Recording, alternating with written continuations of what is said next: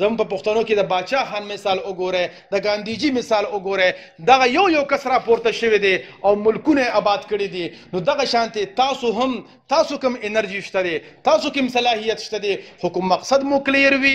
څنګه یو یونیورسټي ځان له وطن جوړولی شي، نو دغه شانتې زه وایم چې یو انسان هم یونیورسټیانې ادارې هم جوړولی شي، قوم هم جوړولی شي او وطن هم آبادولی شي. زموږ د مثال هغه دی، موږ خو غټ ویژن جوړو، غټې ادارې چلو، غټ تقریرونه کوو، غټ کتابونه لیکو، بلا د خدای کارونه کوو.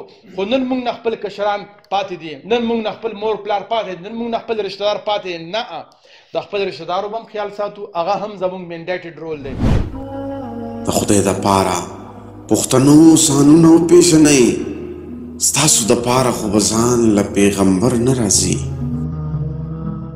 نو دې مطلب دا واضحېږي چې زما کلیر ویژن نشته دی، زما کلیر پلانینګ نشته دی او زما مهنت هغه شانتې نشته دی کوم مهنت چې د هغې دی.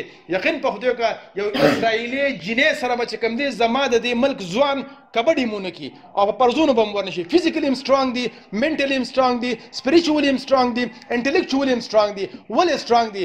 پلانینګ یې دی، ویژن یې دی او غونډه دنیا چې کوم دی ځکه په لړزان کړې ده. نو چې څنګه یو یونیورسټي ځان له وطن جوړولی شي، نو دغه شانتې زه وایم چې یو انسان هم یونیورسټیانې ادارې هم جوړولی شي، قوم هم جوړولی شي او وطن هم آبادولی شي. دا یو مثال نه دی. د ډاکټر کینګ مثال وګورئ، د نیلسن منډیلا مثال وګورئ، د ډاکټر مهاتیر محمد مثال وګورئ، زموږ په پښتنو کې د باچا خان مثال وګورئ، د ګاندیجي مثال وګورئ. دغه یو کس راپورته شوی دی او ملکونه آباد کړي دي. نو دغه شانتې تاسو کوم انرژي شته دی، تاسو کوم صلاحیت شته دی، خو کوم مقصد مو کلیر وي او مهنت کوئ او ستاسو ګول سیټ شوي وي او د هغې مطابق ژوند تېروئ، نو هغه ورځې لرې نه دي چې موږ به چې کوم دی انشاءالله العظیم یو تکړه او قابل قوم پروډیوس کو. او آخري بیلنسنګ اپ رول دی.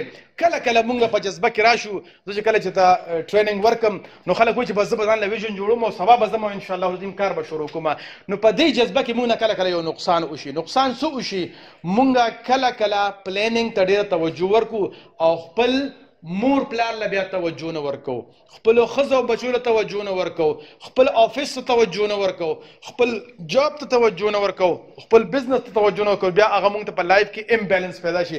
د هغې د وجې نه هم په معاشره کې چې کوم دی نو بګاړ راځي او رواني راځي. نو موږ له پکار دی چې مقصد هم کلیر وي او د مقصد مطابق ژوند هم وي. خو ګورې دا یو خبره یاد ساتئ، زموږ په ژوند کې چې یوه کړۍ کمزوري وي، د هغه د یوې کړۍ نه به موږ ته نقصان رسیږي. فضل اعمال په حدیث کې یو حدیث مفهوم دی چې په یو په سمندر کې یو کشتۍ روانه ده او په دې کې دوه طبقې دي، یو بره ناست دي، یو لاندې ناست دي. دا لاندې خلک سوچ وکړي چېرې موږ به داسې کار وکړو چې لاندې به سمندر ته یو سوري وکړو، څه به بره خیجو، د بره خلکو نه به اوبه راغواړو، نو بس ځان او په اسانه اوبه راوړو، دې ته به تکلیف هم نه رسېږي. نو ویې کو دې برې خلکو د دې لاندو خلکو دا سوچ ونه کړ چې دا خلک کو داسې کار وکړي نو کشتۍ به غرقه شي. نو دا کشتۍ به غرقه شي، دا دواړه طبقې به غرق شي. نن زموږ د مثال هغه دی، موږ خو غټ ویژن جوړو، غټې ادارې چلو، غټ تقریرونه کوو، غټ کتابونه لیکو، بلا د خدای کارونه کوو. خو نن موږ نه خپل کشران پاتې دي، نن موږ نه خپل مور پلار پاتې دي، نن موږ نه خپل رشته دار پاتې. نه، د خپل رشته دارو به هم خیال ساتو، هغه هم زموږ منډیټډ رول دی. د خپل مور پلار به هم خیال ساتو، د خپل بچو به هم خیال ساتو، د خپل ګاونډ به هم خیال ساتو. او که په ژوند کې بیلنس نه وي نو بیا مونږ سکسسفل او کامیاب ژوند نشي تېرولی. تھینک یو ویری مچ، جزاک الله خیر.